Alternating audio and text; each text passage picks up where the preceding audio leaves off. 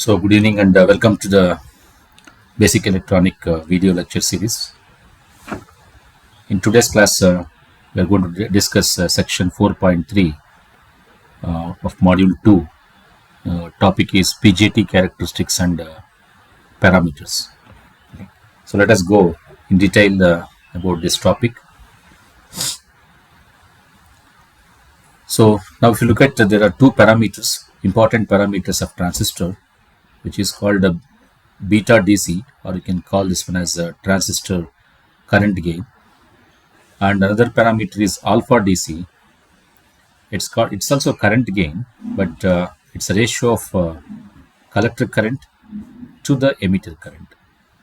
So let me label it here: alpha DC and beta DC.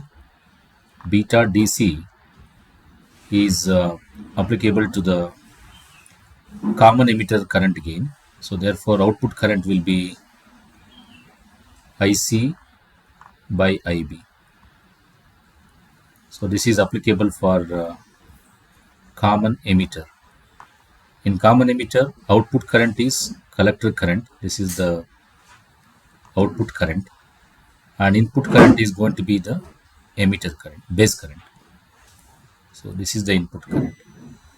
So beta DC is nothing but it is IC by IB. So that is the current gain in common emitter configuration. Similarly, we have alpha DC, which is applicable for common base configuration. So let me write it here: alpha DC.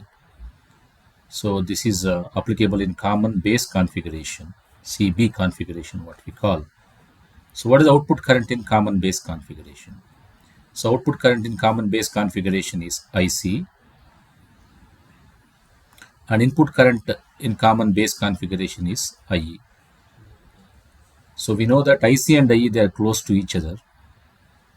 Okay, so therefore alpha DC value in common base configuration is approximately equal to 1. I'll tell you typical values of these two when we come across that. But right now this beta DC, the value is going to be from 20 to 200, where alpha DC, the maximum value itself is unity. So let me write it here: alpha DC.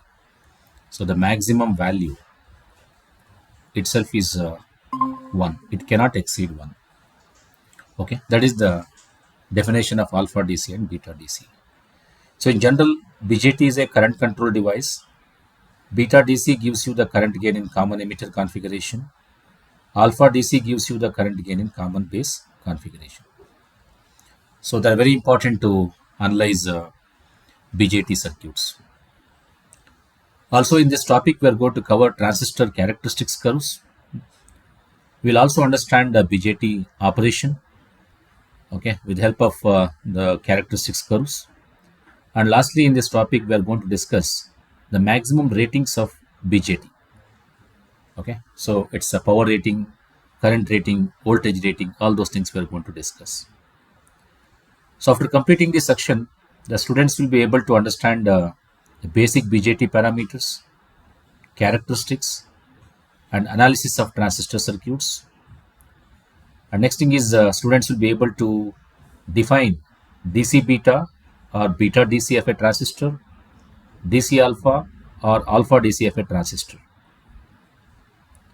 Student will be in a position to calculate the beta DC value if IC and IB are given, alpha DC value if IC and IE are given, okay, based on the transistor. And also students will be able to describe a DC model, basic DC model of a bipolar junction transistor.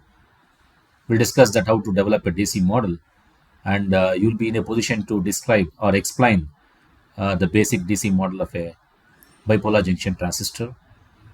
And also you'll be in a position to analyze BJT circuits and identify various transistor currents, transistor voltages, and also you'll be in a position to calculate each transistor current, also calculate each transistor voltage. So all these things you'll be in a position to calculate with reference to any BJT circuit. And also we'll be in a position to interpret collector characteristics curves. We'll see how to plot the collector characteristics.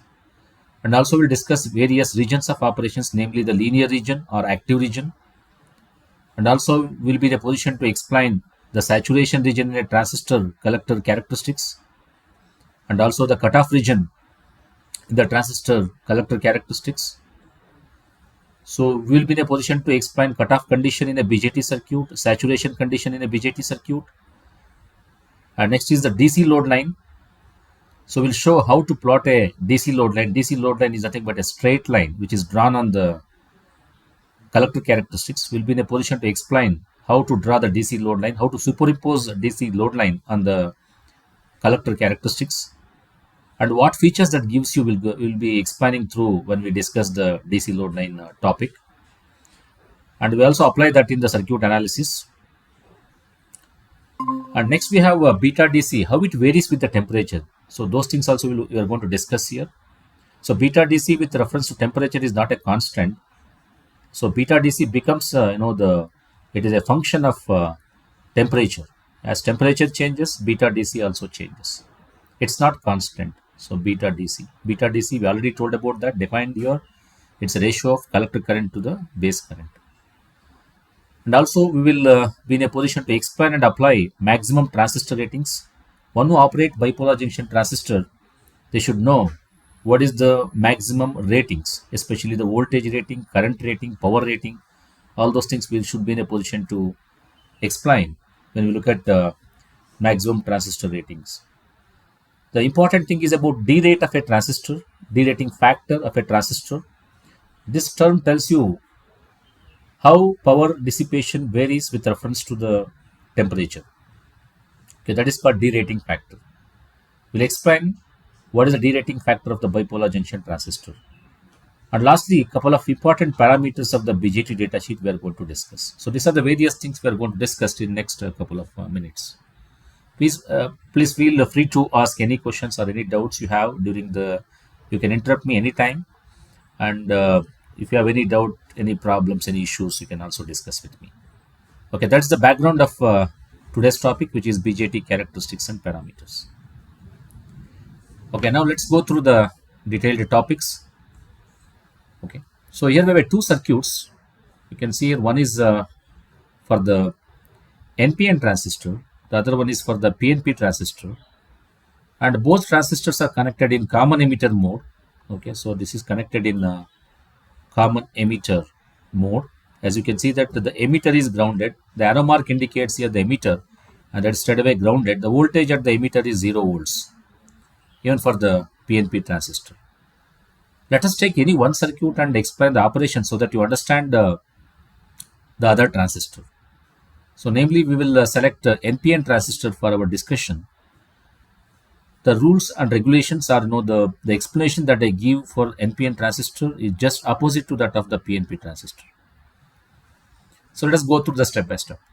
When a transistor is connected to DC bias voltages, which is shown here, okay, for both NPN and PNP transistors, VBB forward biases the base emitter junction, VCC reverse biases the base collector junction. What do you mean by that?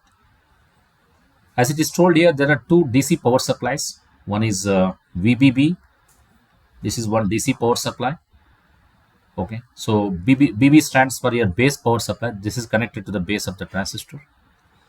And another power supply is VCC. This is also DC power supply connected to the collector of the transistor. Now these two power supplies biases transistor in different way. VBB DC power supply forward biases the base emitter junction. So the transistor has got two junctions, namely B junction and other one is going to be the base collector junction. So two junctions we have.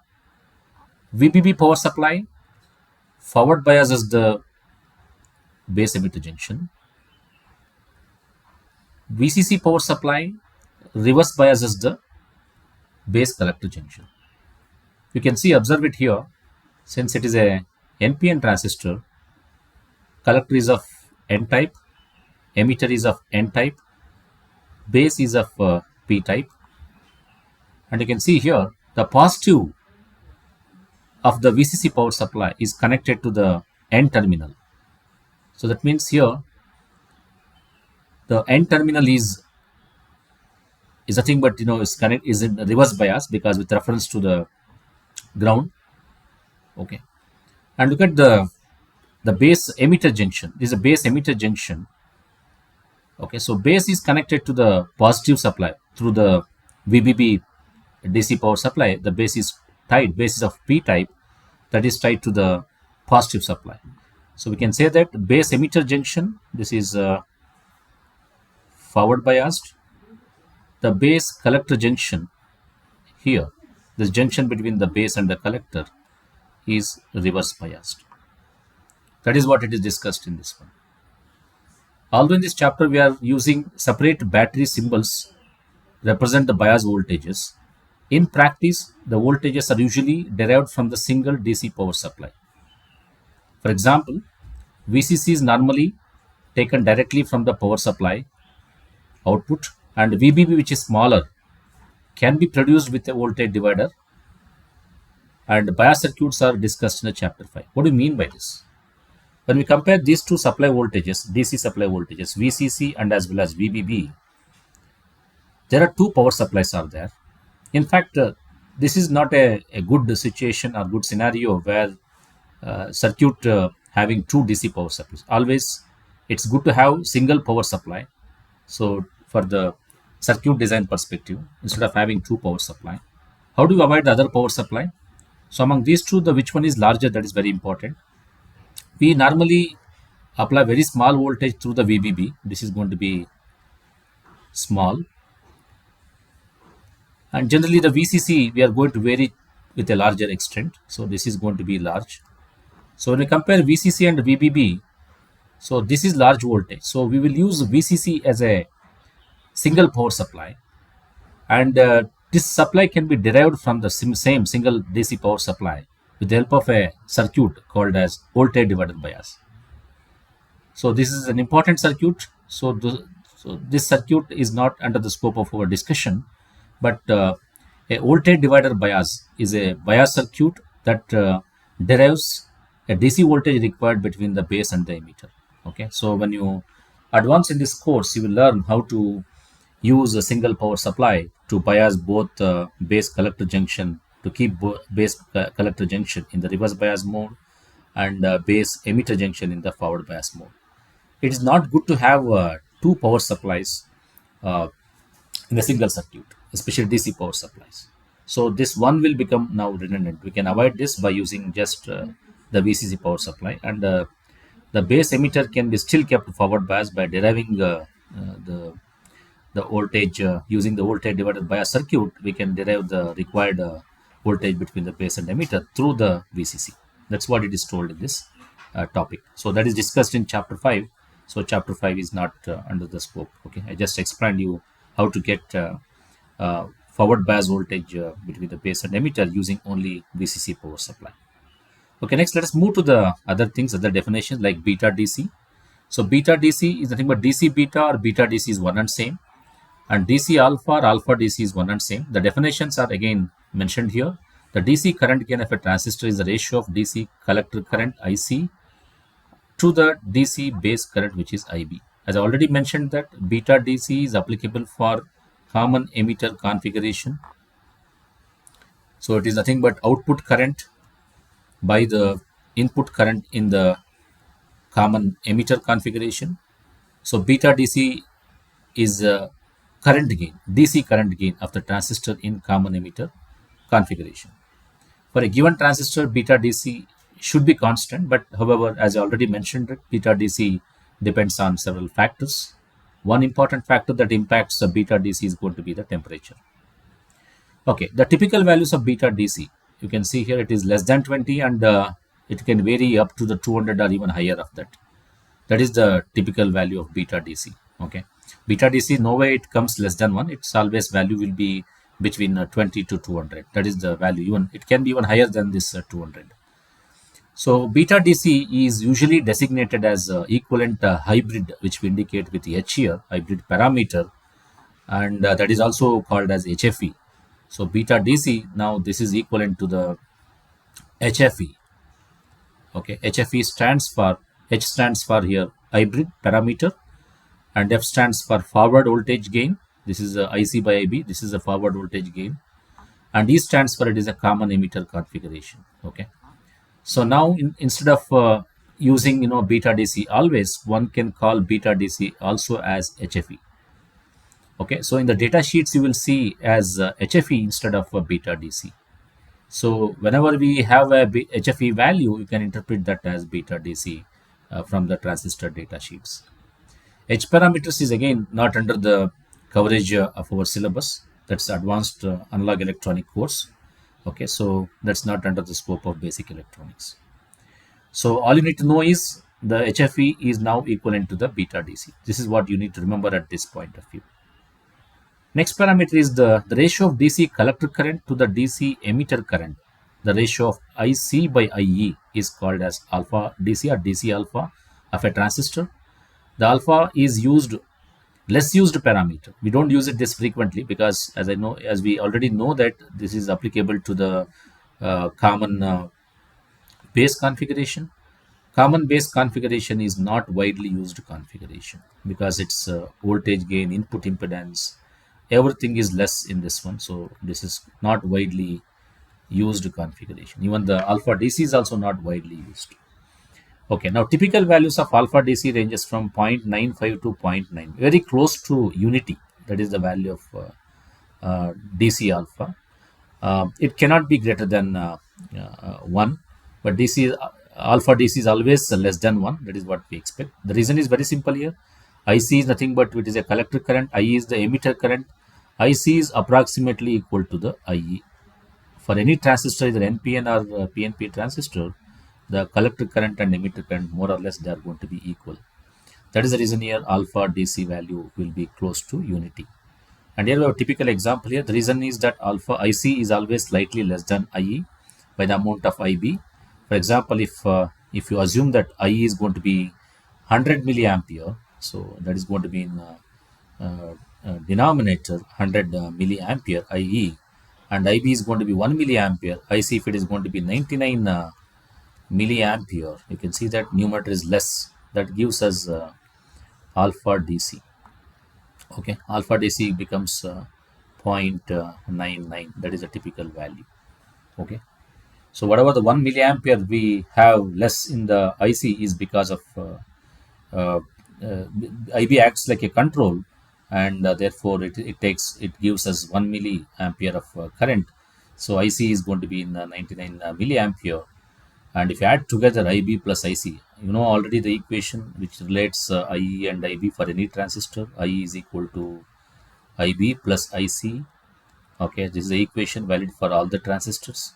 IB in this case is 1 milliampere, and IC is going to be 99 milliampere.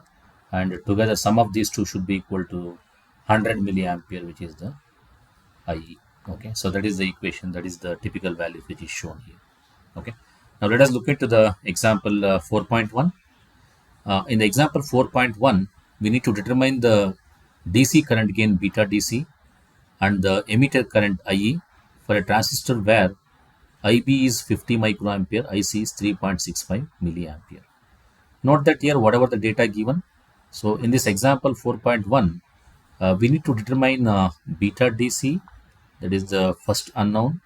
And also we need to determine emitter current IE. So these are the unknown quantities. And what is given here? The given data is IB is equal to 50 microampere, that is given 50 microampere, and IC is also given, which is 3.65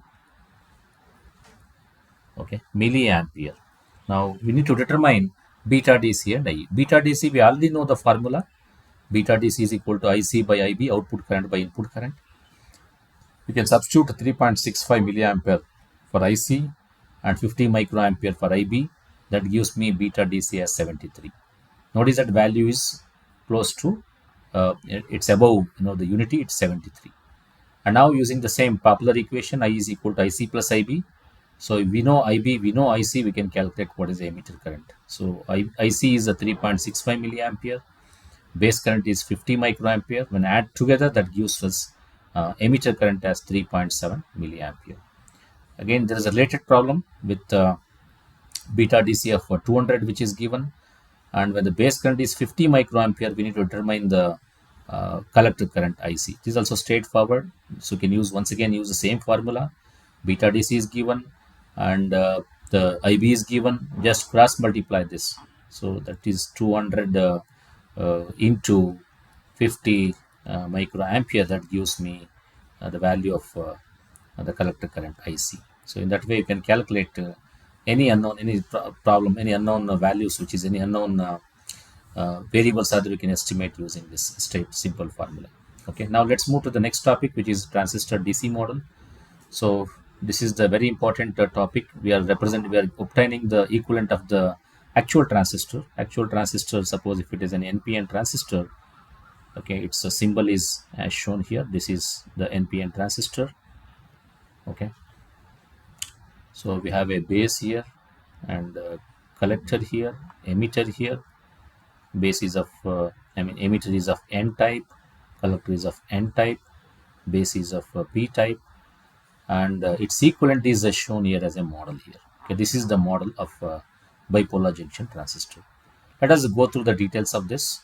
So this is unsaturated. You can view the unsaturated BJT as a device with a current input and a dependent current source in the output circuit. First of all, this is a circuit which is in unsaturated. Unsaturated meaning is this complete circuit is assumed that not in saturation. We know that saturation means, okay, when we discuss characteristics, we'll understand what do we mean by saturation. Saturation is nothing but transistor junctions, what we already discussed about two junctions, base emitter junction and the base collector junction. It is a situation wherein which base emitter junction is forward bias and the base collector is also going to be forward bias. Okay, so this condition is called saturation. Both will be in forward bias. But here we assume that the BJT is not in a saturated. Okay, that means, when it is not saturated, when it is not cut off, it must be in the active region. There are three regions of operation. One is the saturation region. Okay, the second one is going to be the linear region, or it is called as active region. And this is the first region, this is the second region. When we discuss characteristics, you will understand this in a better way. And lastly, we have cutoff region. In this case, both junctions are forward biased, as you are seeing here. Linear region, base emitter is forward biased, base collector is reverse biased. So in this region, base emitter is forward biased, base collector is reverse biased. Whereas in the cutoff region, both are reverse biased. Base emitter, it is reverse biased, and the base collector, it is reverse biased. So the two junctions are going to be in reverse bias. So here we are considering to draw the DC model, transistor DC model, equivalent of the BJT, by assuming that the transistor is not saturated. It is not operated here, and of course it is not operated even in the cutoff region. This is not used, this is also not used, and it must be in the linear or active region. With that, let me now go to the detailed explanation. The input circuit is forward bias diode through which there is a base current. So the input is now, which is a base, and emitter, which is forward biased through the power supply VBB, which is not shown here, and here we have shown the voltage as VBE. So we connect here the positive here and obviously negative here. So this between the base and the emitter, we can visualize like a PN junction. The characteristics also looks like a forward biased diode characteristics. Okay, so the input circuit is a forward biased diode through which there is a base current. So the base current flows through the input circuit because it is forward biased. And input characteristics, if you plot a graph of VB versus IB, it looks like a forward biased diode characteristics. So VB versus IB characteristics is forward bias characteristics, FB characteristics. Okay, that's what it is told here. And we have replaced base and the emitter with a PN junction or diode. Okay.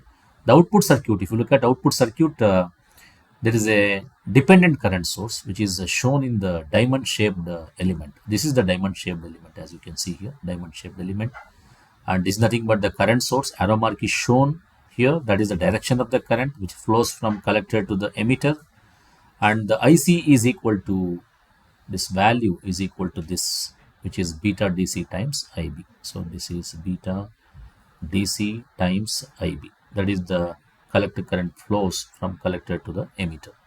So this is a dependent current source, because the value here, the current value, which is a product of beta DC of a transistor and IB, and IB is nothing but the current that flows here.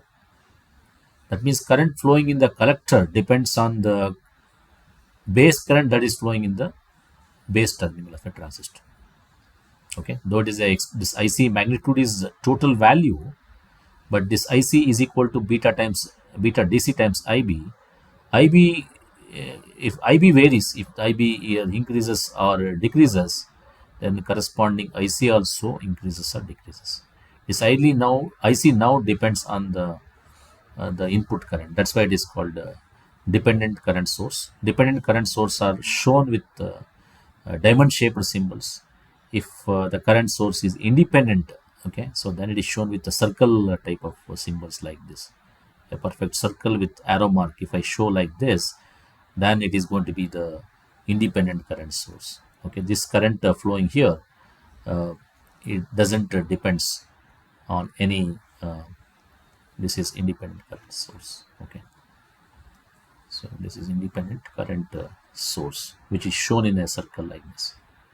Okay, so that is the thing, and that is, here we have a dependent current source, not independent current source. The value that is dependent on the base current, the current that is flowing here in this loop, okay, the IC here which is flowing in this loop depends on the current that is flowing here. Okay, that's why it is dependent current source. And already we discussed, independent current source is shown with a circular shape. Okay, now what is the conclusion of this topic here? So transistor DC model, the equivalent of a transistor is now between the base and the emitter, we replace with the PN junction, and between the collector and the emitter, we replace with the dependent current source. Okay, so anything variable here, any current varies here, corresponding change happens in the collector current. Okay, so because BJT is a current control device, okay, any change in the input current, either current increases at the input or decreases at the input, corresponding changes with the beta DC multiplied, you can see at the output.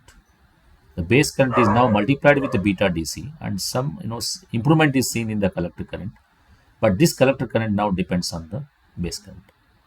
Okay, so any changes here makes changes in the collector current, and exactly same thing happens in the real BJT as well. So this is actual BJT, what you have seen. This is the actual BJT, bipolar junction transistor, which you see in the laboratory with a 3-terminal device. And here the same model has been developed, okay, with the transistor, with the diode PN junction between the base and the emitter, and collector and the emitter is replaced with the dependent current source. This is the model, okay, so of BJT. Okay, and this model is not valid for all the regions, only it is valid for the linear or active region. Okay, if you ask a question here whether this model is valid for cutoff or saturation, may not be, but this is assumed in the beginning itself. It is the transistor is unsaturated, and therefore the model becomes valid only in the active region or linear region. Okay, that's about the transistor DC model. Okay, next we'll move on to the BJT circuit analysis. Any questions by the way? No, sir. All right. Okay, so let's move on to the BJT circuit analysis. Okay, so here we have a BJT circuit, you can see below.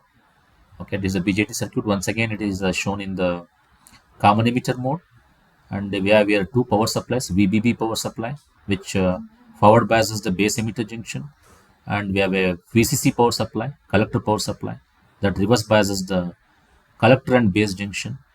Okay, so this is responsible for reverse biasing collector base junction, or BC junction or CB junction, whatever you can call here. Okay, so and the VBB is responsible for forward biasing, okay, base emitter junction. This is FP. Okay, base emitter junction. To keep it in forward bias, this is responsible here. And whenever we apply some voltage here, since it is forward bias, naturally the current will flow. That current is IB.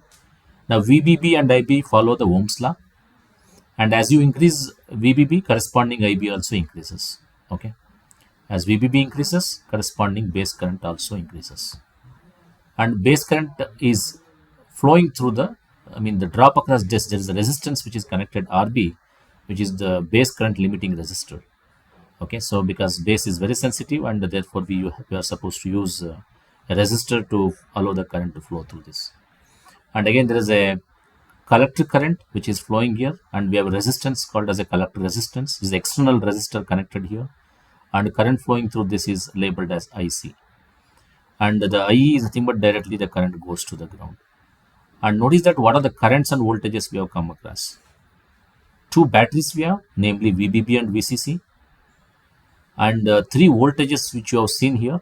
One is VCB, voltage between the collector and the base, DC voltage, of course. This complete circuit is DC. There is no question of AC here.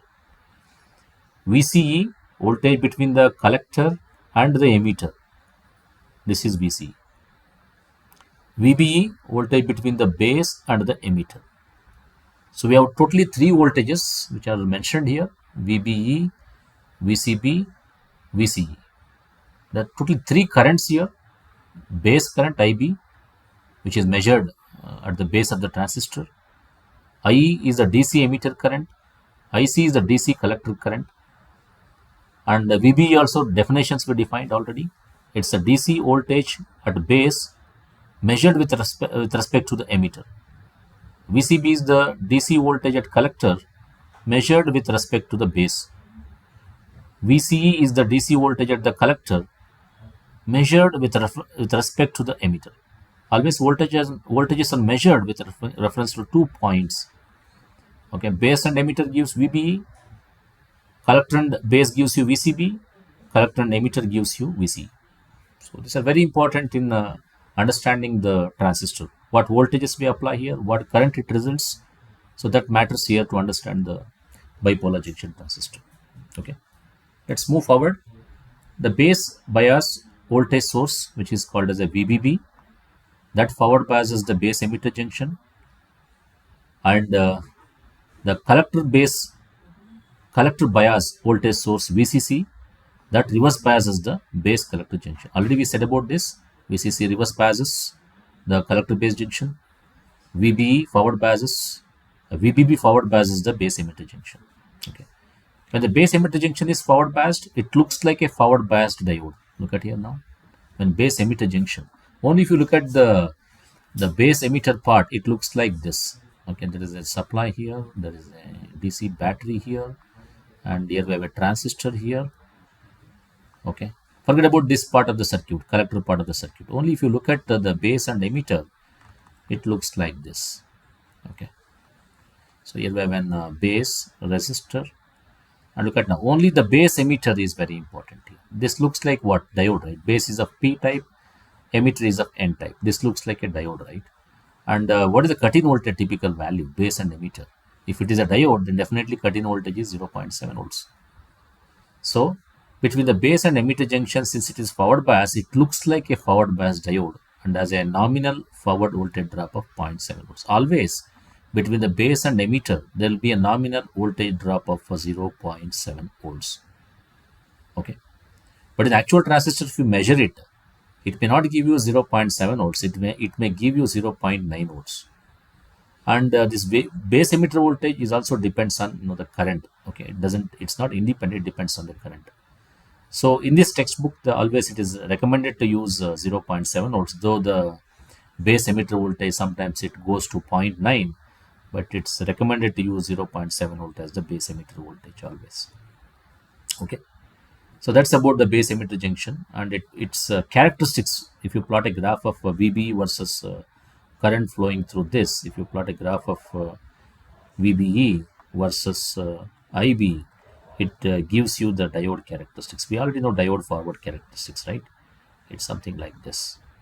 If you plot a graph of VBE along x-axis, which is going to be in volts, and IB along the y-axis, which is going to be in microampere, the graph looks like a diode curve. It is a graph of VB versus IB of a transistor. Since base and emitter it looks like a forward bias, this always be forward biased base and emitter junction. Therefore, the curve, the input characteristics curve, is nothing but a equivalent of diode forward characteristics. Okay. Now let's move to the next one. Let us try to analyze okay, the emitter to the ground. Emitter is at ground. So this emitter circuit, what we are showing, it is at the ground potential. 0 volts is connected to the emitter, which is straight away grounded here. And now we can apply Kirchhoff's voltage law, and we can estimate what is the voltage through the RB. Okay, so I'll just remove this, and you can now apply the Kirchhoff voltage law, and just estimate what is the voltage at the base and emitter. Just to get these things. All right. Okay, so let me apply KVL to the base emitter loop. This is our base emitter loop. If we apply KVL like this, I'll apply here and write the equation. Apply Kirchhoff's voltage law for base emitter loop. What do you get? You start from minus VBB and moving from negative side and to positive side of VBB. So it is minus VBB. And in our path, we get the resistance RB and voltage drop across, that is IB times RB, and polarity is plus and minus like this. That is the drop across RB. So therefore, voltage drop across RB is IB times RB. And when we move in the path of base and emitter, we get a voltage between base and emitter as VBE. So that gives me VBE, that is equal to 0. Okay, now we want voltage drop across RB, which you can call this one as VRB. So if I derive for VRB from this, VRB, that gives me, if you transfer VBB to right side, that gives me VBB, okay, minus VB. Okay, so the same equation which you are seeing here. Okay, so voltage across RB, this voltage across RB is nothing but it's a source voltage minus base emitter voltage. So it's a source voltage minus base emitter voltage. That is the VRB expression. Let's go for other calculations. But according to Ohm's law, what is VRB? VRB is nothing but current flowing through. If I have a RB here, same resistance what I've shown. Okay, if I want to calculate voltage across this with a polarity as a plus and minus, which already shown, and if I call this voltage as VRB, current flowing through this, if it is going to be the IB, then VRB can be written as IB times RB, right? That is according to Ohm's law. Now we already know VRB is equal to IBRB. Substitute in the equation that is shown here. If you substitute VRB left hand side as IB times RB, I'm going to get a expression which is shown here. IBRB is equal to, right hand side we can keep it as it is, which is VBB times VBB minus VBE. Now if you, by keeping IB here, base current, you can transfer the RB to denominator. So you get an expression for IB. So IB is nothing but VBB minus VBE divided by RB. So the shortcut method here. We need not do all this calculation, though it is a simple KVL equations. We get it here simply by looking at circuit. If you want to calculate the current flowing through this, okay, then you subtract voltage here, source voltage minus the base emitter voltage divided by the resistance here. That gives me IB. Straight away you can also do calculation without even going through the procedure here. So this equation one need to remember because that is the base current flowing through the transistor. And next, let us obtain the collector voltage, VCE, collector to emitter voltage. Okay, so that is nothing but VCE. Okay, again, if you apply KVL to the collector emitter loop, which is shown here in this way, you get equation, and voltage drop across this, you can take it as VRC. Okay, now let us see what you get it here. If I start with minus VCC plus voltage across RC is let us call as VRC, though it is VRC is equal to IC times RC, and write it here. This is equivalent to IC times RC. Okay, let us complete Kirchhoff voltage law, and voltage across collector and emitter is VCE plus VCE, that is equal to 0. Okay, so what we want is VCE. So from this you can derive for VCE. VCE equals, okay, VCC minus VRC. VCC minus VRC. The same equation which you see here. Okay, you can see here. VCE equals VCC minus VRC. And VRC can be substituted as ICRC. You can substitute back here in place of VRC because VRC is equal to IC times RC. So what you get is this one. So VCE, collector emitter voltage, is nothing but VCC minus ICRC.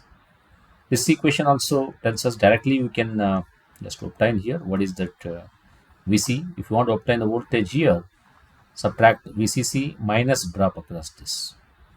Supply voltage minus drop across this gives you the VCE.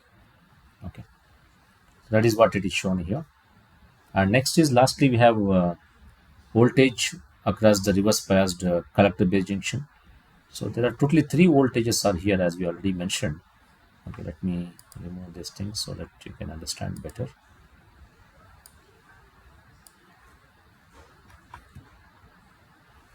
Okay, now let us apply Kirchhoff voltage law okay, across the surrounding like this, across the transistor. So where voltages are there, you can start with minus VCB. I'm just applying across the transistor, plus VCE. Okay, minus VB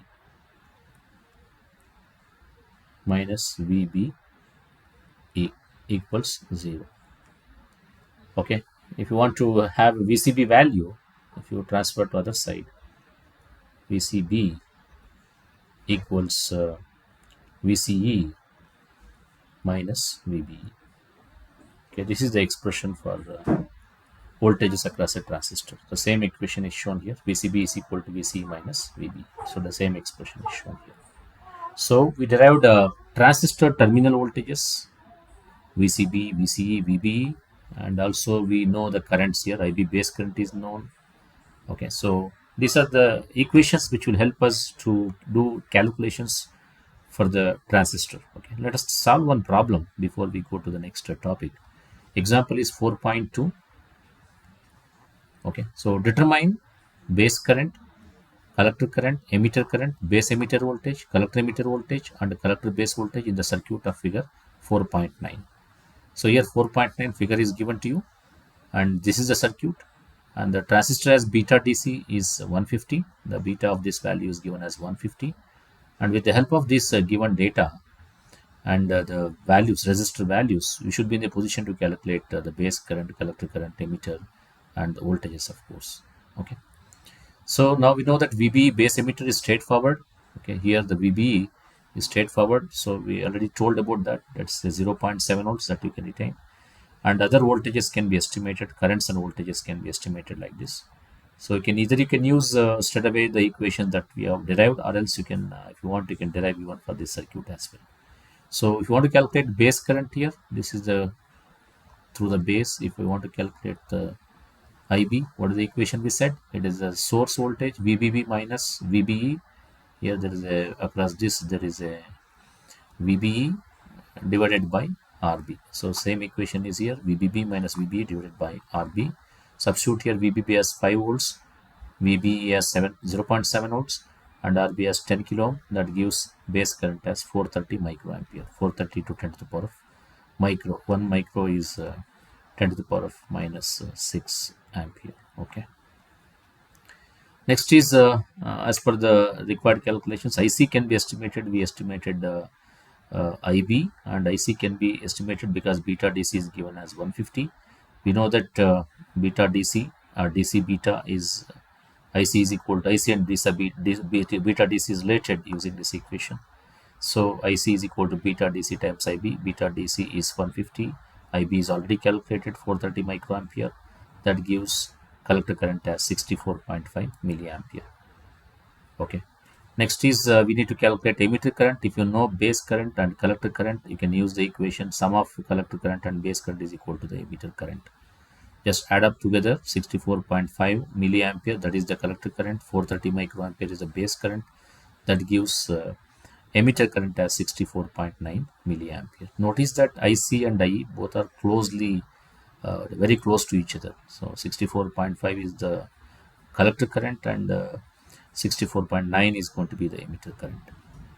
Next is we can estimate the voltage, collector emitter voltage using this equation. VC is equal to VCC minus ICRC, which you already derived, and VCC is 10 volts, ICRC is a product 64.5 milliampere, RC is 100 ohm. That gives me the value of VC as 3.55 volts. VCB can be estimated once VC is known. VCB is equal to VCE minus VBE. VCE is already calculated 3.55 volts minus VB is 0.7 volts. That gives VCB as 2.85 volts. So here we can see that the collector is at higher voltage than the base. The collector base junction is reverse biased. So notice that a few things, when we solve a problem, you will get more details. So the collector is at higher voltage than the base. So the collector base junction is reverse biased. Okay. So that's the thing which we can conclude from this problem. There's also a related problem which a student can solve it, the related problem with the help of the equations that we already derived. Okay, any questions before we go to the collector characteristics? No, sir. Okay, so again we are moving to the collector characteristics curves. So very important topic again for the to understand the BJT in a more depth.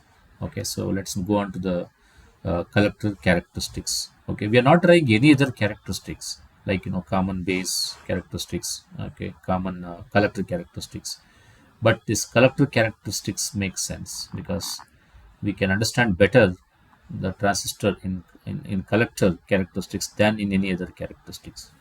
So other characteristics what we have left out is the base characteristics, and we are left out with the collector characteristics.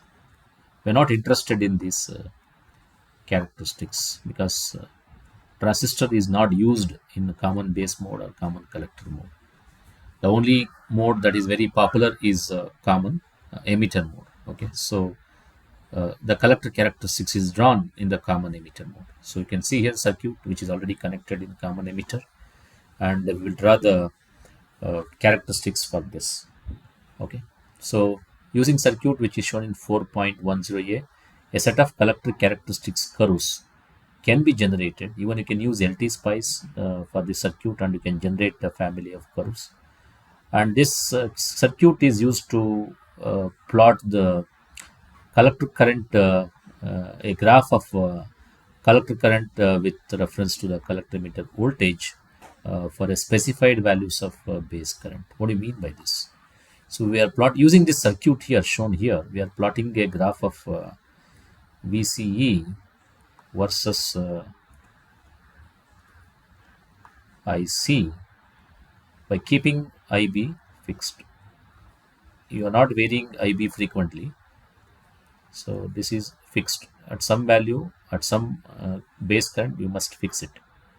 Okay, once we fix this, you can have a table here with the different values of VCE and IC, and you get a different curves values here, and once you get a values here, you can plot it as a graph. This is called as collector characteristics. Collector characteristics is nothing but a graph of VC versus IC for a fixed base current. So same thing is shown here. Okay, so that is the circuit diagram is given here. And also one can make a note, the two power supplies are used here. One is VBB power supply, base power supply, and VCC power supply. In order to plot the collector characteristics, we may have to vary the base power supply and the collector power supply. Okay, that's why these two power supplies are made as variable sources of voltage. Okay, and now let's go through this paragraph and discuss what is described exactly here. In the beginning, we need to set VBB to certain value of IB. Maybe you can start with say 1 volt or 2 volts, whatever the VBB. Okay, and that is the value we are fixing it, VBB, and that results in the base current. Okay, and the VCC is made as 0. So this VCC we are going to make it as 0. Once we make VCC as 0, then IC also will be 0, and VC also is going to be 0. Okay, so now we can see that voltage across this, we already told about this. VB is going to be around 0.7 volt, right? Though the practical value may be greater than this, but we assume in this entire discussion, the base emitter voltage is set at 0.7 volt. Okay, while the emitter is at 0 volts, because emitter is straight away grounded here, emitter is at 0. Since we applied voltage here 2 volts, that makes the base emitter voltage as 0.7 volt. So collector is also at 0 volt, because the collector emitter, the VCC is made as 0, therefore collector is also going to be at 0 volt with reference to ground. So the collector is also at 0 volt. The base current now it flows, because the current is now, it's not flowing in the collector. The only current that flows is through the base emitter loop like this, because the voltage applied is here, not here. Okay, so the primary current that is flowing is through the base emitter junction. Of course, this behaves like a diode, as we already told. Okay, between the base and emitter, the BJT behaves like a forward biased diode. Okay, that gives us forward characteristics. Okay, so let me go further, and the current flows from base to the emitter, because it offers a very low resistance path to the ground, and IC will be very close to 0. VC is also 0. Both junctions are forward biased. Both junctions, in the sense, there are two junctions, namely base collector junction is forward biased, and the base emitter junction, which is already forward biased. Okay, so both are forward biased. Okay, so both are forward biased. This condition is called as saturation region. Okay, it's a state of the BJT which collector current has reached maximum. That state is called, that's a collector current reaches its maximum value, and it is independent of the base current. Okay, so base current doesn't change the collector current here. So this condition is called as saturation region. Okay, saturation region. Okay, where base emitter voltage is kept at 0.7. We are applying the base power supply, but we are not applying the collector power supply. And even if you vary this, it gives me the base emitter as 0.7 volt. Okay, so now let's go to the other. Finally, I will come back to these two curves, because once we discuss different regions, then finally we'll come back to these two curves. Okay, and discuss some important things about that. Now we discussed so far VCC is made as 0 till now, and the VBB is applied. But let us see in this paragraph what we are trying to do. VCC is increased, so we are increasing the VCC. Okay, that is told here. That makes VCE to increase. VCC is a power supply. The VCE also increases. Okay, once VCE increases, the collector current also increases. IC increases. Look at here.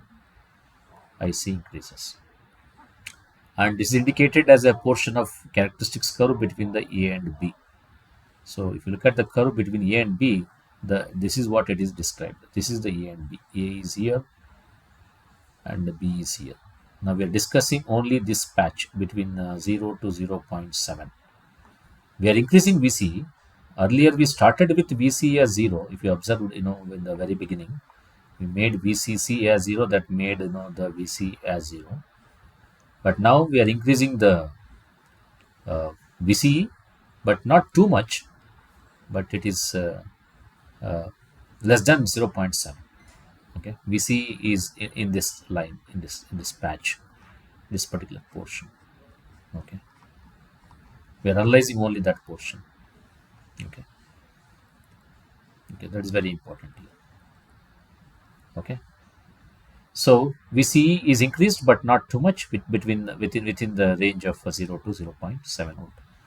So that is a condition in this paragraph. We are getting curves between the points A and B in the characteristics. Look at here. This is A and this is B, what we already highlighted here. As long as the VC remains between 0 and 0.7, the collector current varies between A to B. It increases from A to B. Okay, so that is what it is told in the second paragraph of this page. Okay.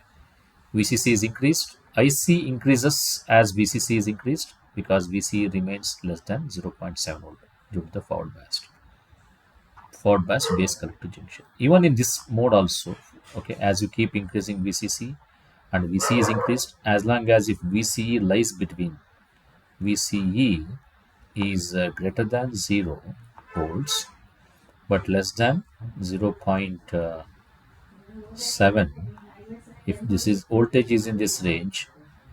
Okay, so the diode base emitter junction, the collector emitter junction, both remains in forward bias mode. So base emitter junction is forward biased, base collector junction is also forward biased. Okay, but here when you increase above 0 volts and less than 0.7, you are going to get the portion of curve between A and B. A and B are the thing, but as long as we maintain this condition, the curve will be between the A and B. Look at the curve here, single curve what we are showing between A and B. Okay, as long as we are within the range of 0 volts and 0.7 volts. Okay, that is what discussed in this one. Now let us see what will happen when collector emitter voltage exceeds 0.7. Okay, so 0.7 means we are going above this. Here, this portion we are analyzing. So far we analyzed only this one. Both were forward biased. BC junction, B junction are forward biased. And you get this region is called as saturation region, already mentioned here, saturation region. And current increases. Look at here, current is increasing, collector current is increasing. Okay, so here it's showing that IC is increasing with VC. You can't make too much of VC. VC has to be within 0 to 0.7. Okay, that's the condition for 0 to 0.7. Now, once VC exceeds 0.7, let's see what happens in the transistor. Base collector junction becomes reverse bias. Look at here. The moment you exceed collector emitter voltage above 0.7, write it here. This is telling us when VCE is greater than 0.7 volts. Therefore, base collector junction becomes reverse biased. And the base emitter junction, we are not touched that we already fixed it, so it remains in forward bias only. Okay. The transistor goes to the active region or linear region because here one junction is forward bias, other junction is reverse bias, namely base collector junction is reverse bias, base emitter junction is forward biased.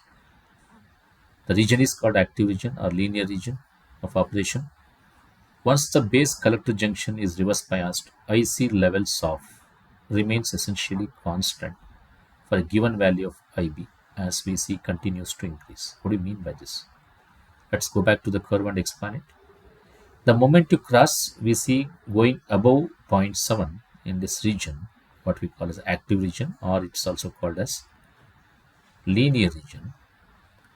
We said about this, base emitter junction remains as forward biased, okay, especially this region between point B and point C. Okay, in this region. Okay. We're analyzing only this part.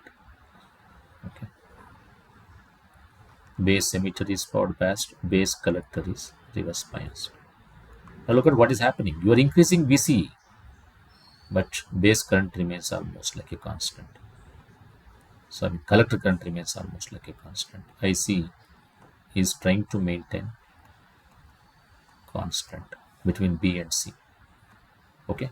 So as we increase VCE, if it crosses 0.7, immediately the BC junction becomes reverse biased. B junction still remains as forward biased. Collector current remains almost constant. Earlier it was increasing when the VC is between 0 to 0.7, but now once it exceeds the 0.7, collector current becomes almost constant.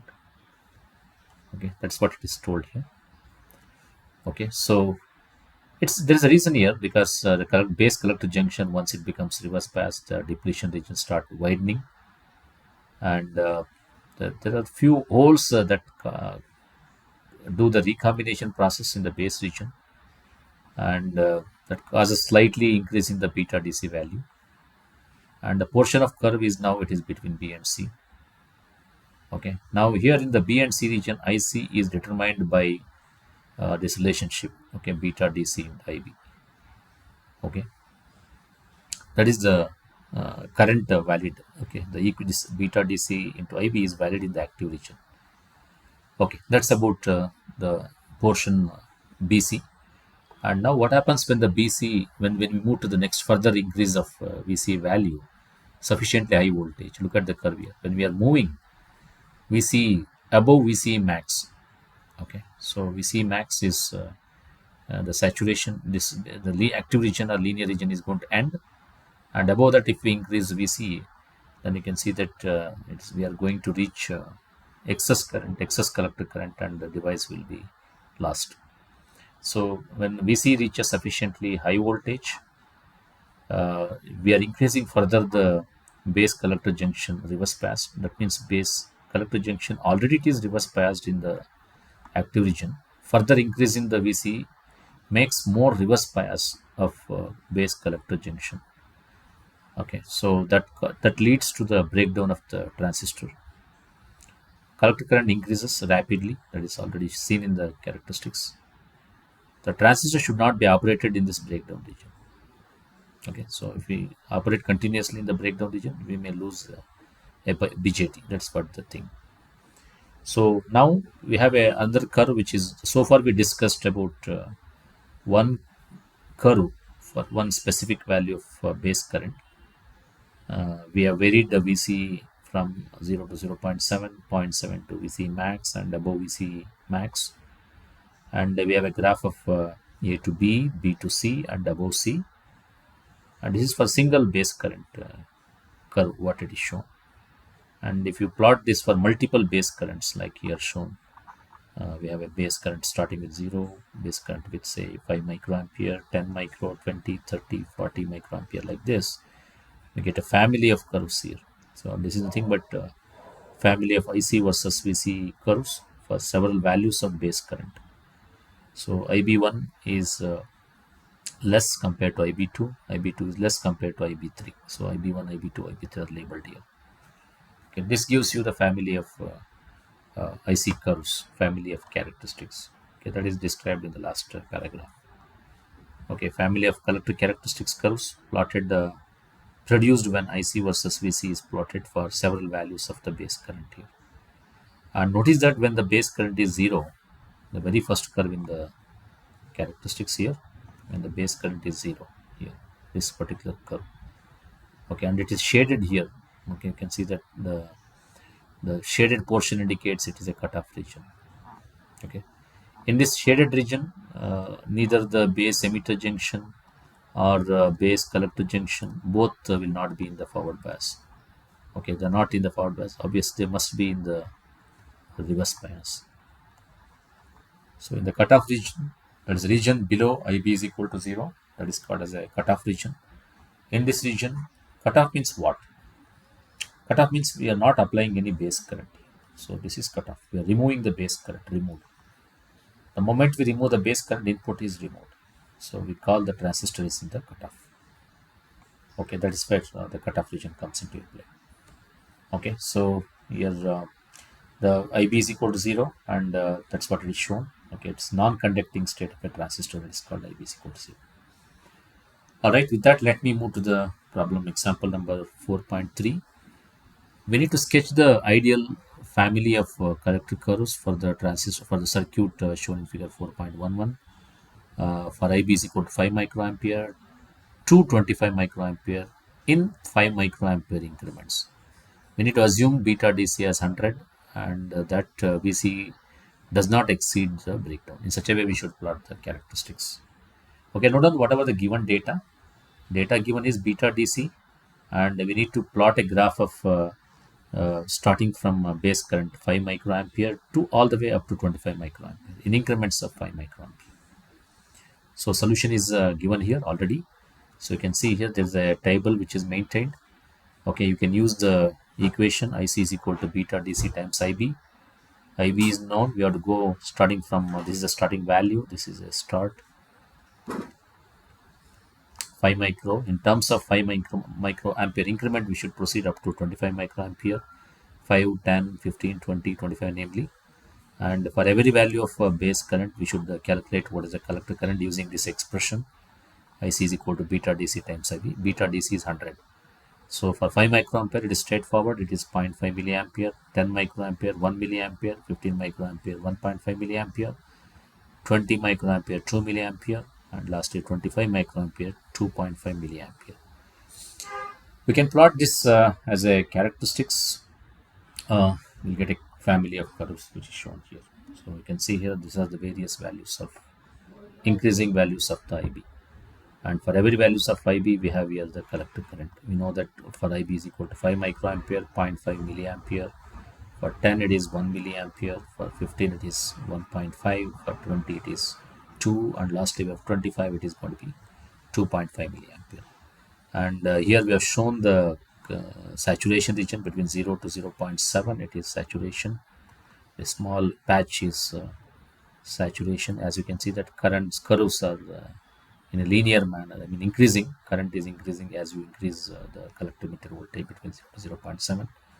But beyond 0.7, as you can make an observation here, current becomes almost like a constant.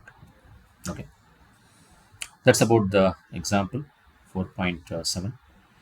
And I think we'll discuss this in the next class. I think your time is up already. And before we stop today's class, is there any question to answer? No, sir. All right, then in the next class we'll discuss, continue with the cutoff region, saturation region, and again the other properties of a bipolar junction transistor. Thank you all for patient listening. Thank you, sir.